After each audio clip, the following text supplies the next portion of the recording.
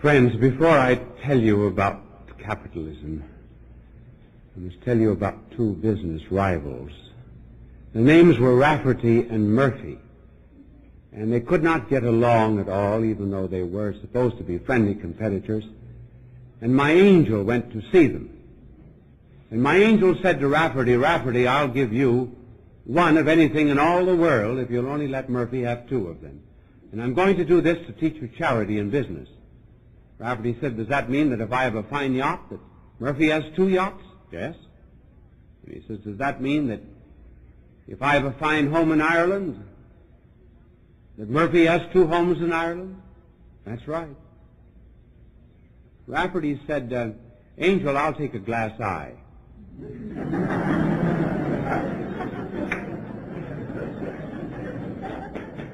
When I was a boy, there was a hardware store that we used to visit from time to time. And one day, three boys of the neighborhood went into this hardware store. There were three brothers. And the first of them said to the hardware man, I would like 10 cents worth of BB shots. So the old hardware man put his ladder up against the shelf and climbed way to the top and brought down a box and weighed out 10 cents worth of BB shots. And then put it all the way back on the top shelf. And he said to the second boy, what do you want? He said, I want 10 cents worth of BB shots. So the hardware man put his ladder up, climbed up again, came down, weighed out the 10 cents worth of BB shots. And he says, now before I come down, said to the third boy, do you want 10 cents worth of BB shots? He said, no. So the hardware man came down. Well, what do you want? He said, I want 5 cents worth of BB shots.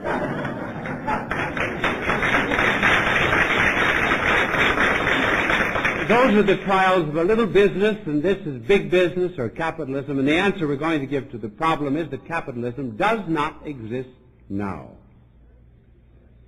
But first we begin, because this is always an educational program, with basic principles. Namely, why is there such a thing as private property? Why do we want to own?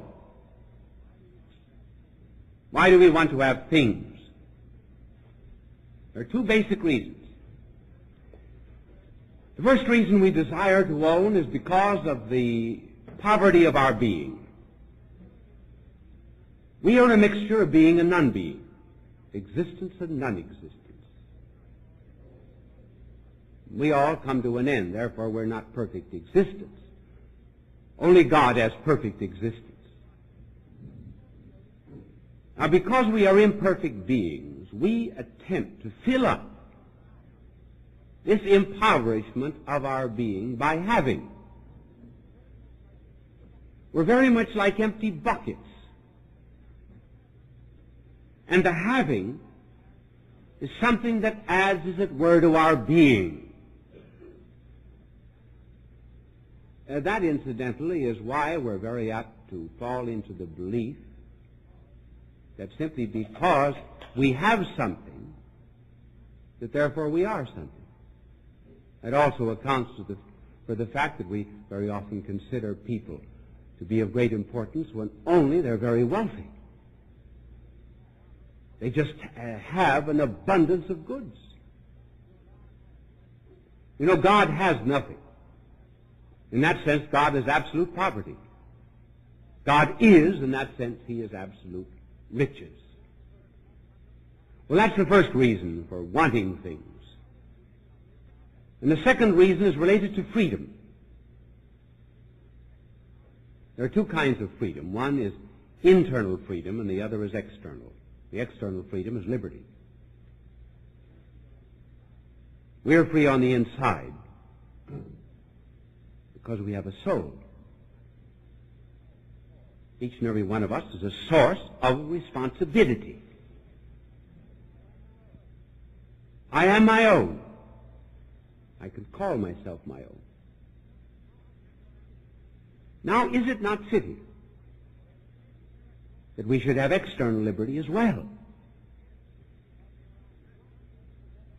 And what is the best sign of external liberty?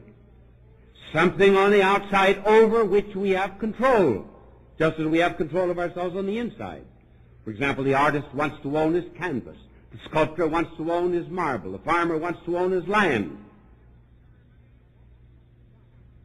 Thus, property is the economic guarantee of human liberty. It's a protection for freedom of the soul. Just suppose you wanted to establish a regime, a political system in which nobody would be free.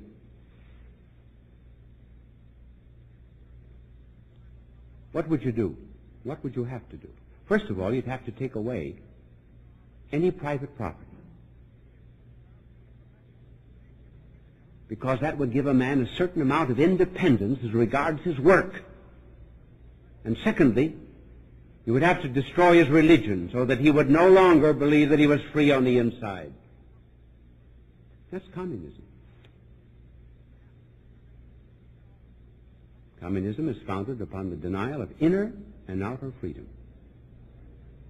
The denial of God and the denial of private property. The two go together. Well, that's chapter 1. Here's another notion concerning property, and an idea that is very seldom thought of. All property has two aspects or two sides. We must distinguish between the right to property and the use of property. The right to property is personal or individual. The use of property is social. Now let us explain. The right to property is personal. For example, you own your own fishing tackle. You own an automobile. Or you may even own a wine cellar. You can show title, deed, possession. Now, is your right to any property unlimited? May you use it as you please? You may have a right to a gun. May you shoot your mother-in-law? Shoot game out of season? You have an automobile. May you drive it in your neighbor's front lawn or into his front room? You have a wine cellar. May you set up a saloon next to a school and sell it to minors?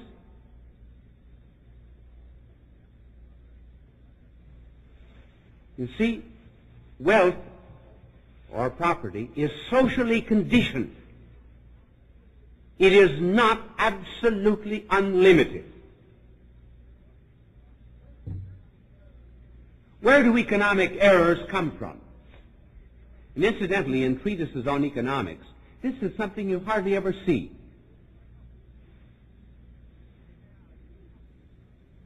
The only treatise in economics that I know of that really touches fundamentals is Bernard Dempsey's treatise on economics. And that makes a distinction of this kind. Now, economics begins to go wrong.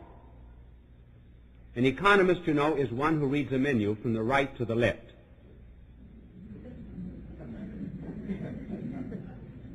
They say he's a man who has a Phi Beta Kappa key on his chain but doesn't have a watch.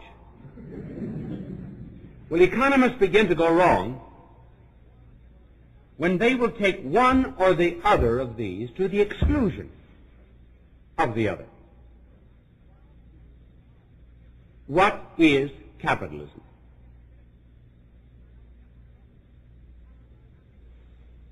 Capitalism is the emphasis upon the individual right without social use.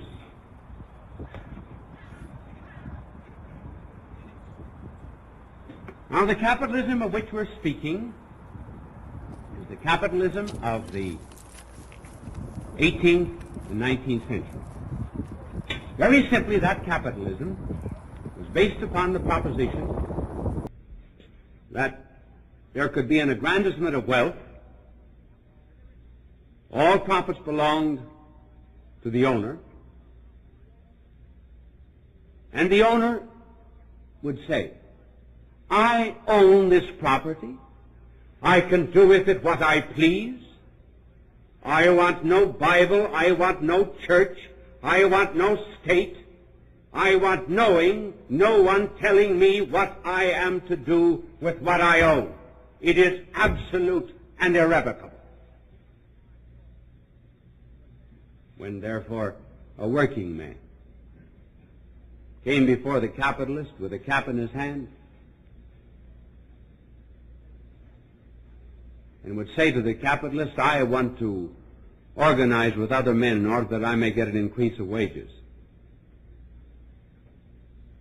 the capitalist would say, can't you see that if you do this, you're destroying freedom of contract? If you join with other workers, you're no longer personally free. Now, as you stand before me, you're a free man. Well, the fallacy of that kind of capitalism was this poor worker was not free to bargain with a man who had all the wealth, and the worker had nothing. That's why the worker had to balance his absence of wealth by an balance of power, namely by organization. Then the capitalist would also tell the worker in those days, why, I knew someone who started driving spikes in the railroad. Now he's president of the railroad. You just work hard. Someday, maybe, you will be the head of this corporation. Well, it's all very nice indeed for the 1,000th donkey to be given a carrot, but not after 999 die of starvation. Well, that was the old capitalism. Now, was it not natural that there should be a reaction against it?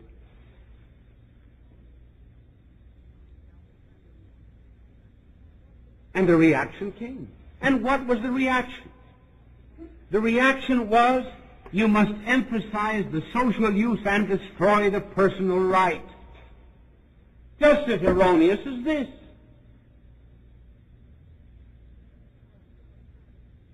And who started this system? Communism.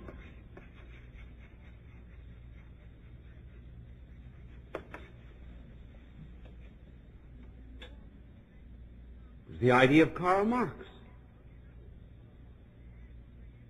And Karl Marx attacked the capitalistic system, and he argued this particular way. One, he said, the workers are going to become poorer and poorer under the capitalistic regime. They are eventually going to reach a point where all wealth will be concentrated into the hands of the few. It will become so impoverished that they will eventually revolt. And when they revolt, they will seize the industry, confiscate it, take it over, and operate it themselves.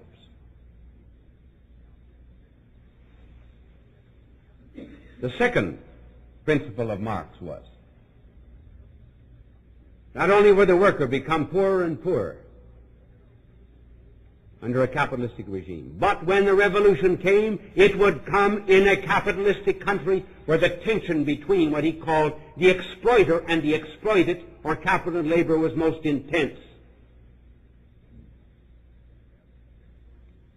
The second point was that the capitalists will increasingly make war. Why? In order that they may have colonies in which to sell their markets. They can produce more and more. And the only way they can find new revenue for themselves will be by constantly making war, taking unto themselves new lands, new territories, which they will flood with their produce.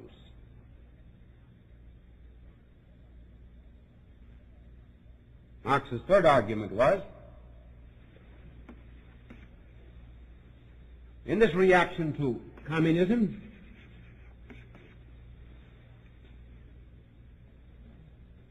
there will be a complete elimination of the state. And the reason is, Marx says that under capitalism, the state exists only to protect the exploiting system. In other words, says Marx,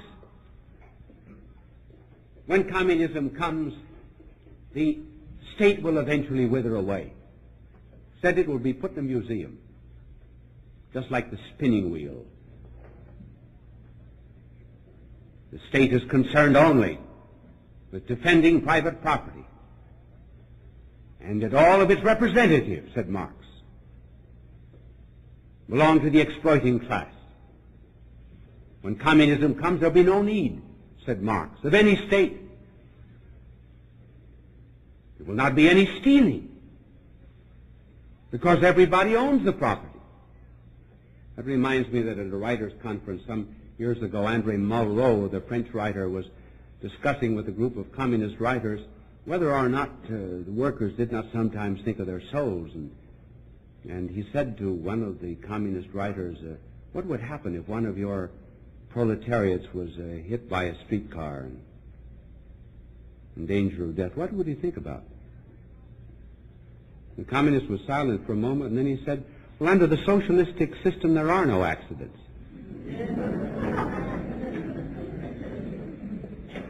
Well, that was the analysis of Marx. Now, what actually happened? None of these things happened. First of all, workers,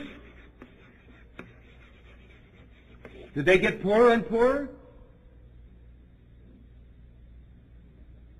As a matter of fact, in the United States, they got richer and richer.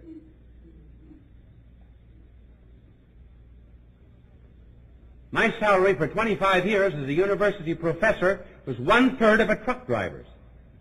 Incidentally, there was a divorce in Chicago not very long ago. One woman got a divorce from her husband because he had told her always that he was a truck driver earning $40 a day. And she found out that he was only a banker. The increase of salary has been 3% a year in wages for 10 years. Furthermore, the working man is not interested in taking over industry. The American working man doesn't want the responsibility and the headache of the industry.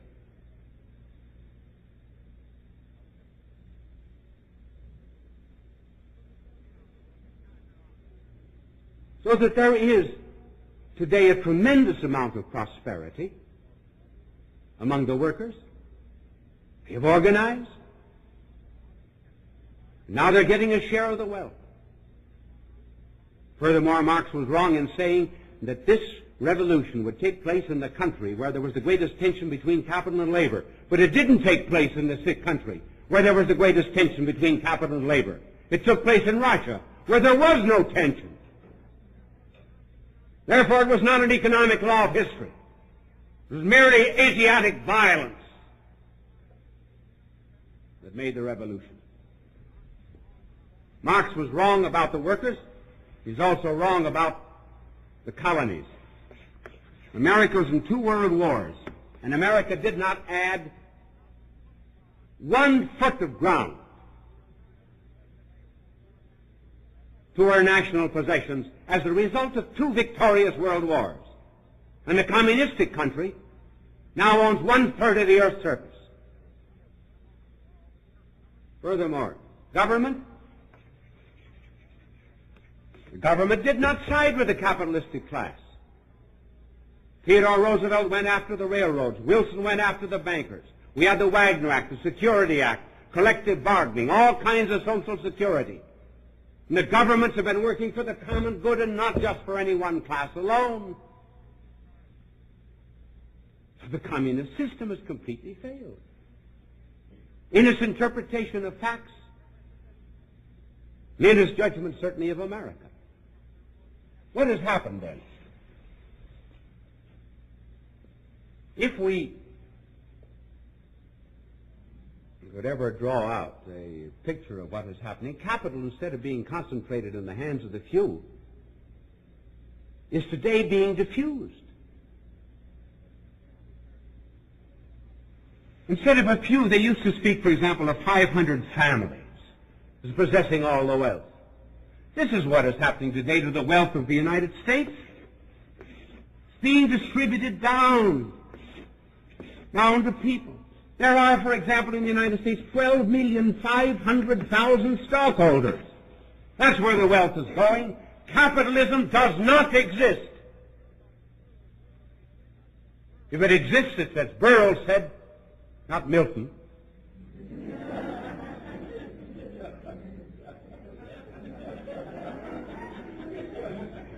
You're an economist, you know the real Burroughs. Whom I'm talking. 12,500,000. Furthermore, 70% of the national income of the United States goes in wages.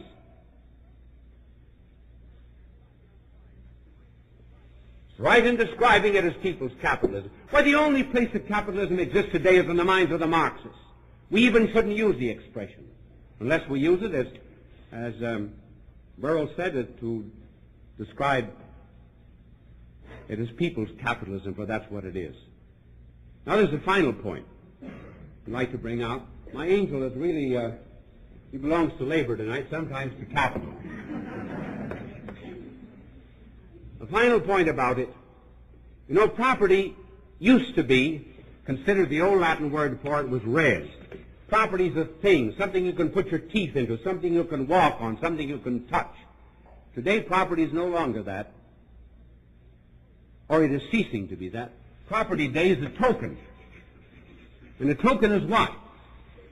A token is an artifice which is a symbol of wealth. There can be a limit to this.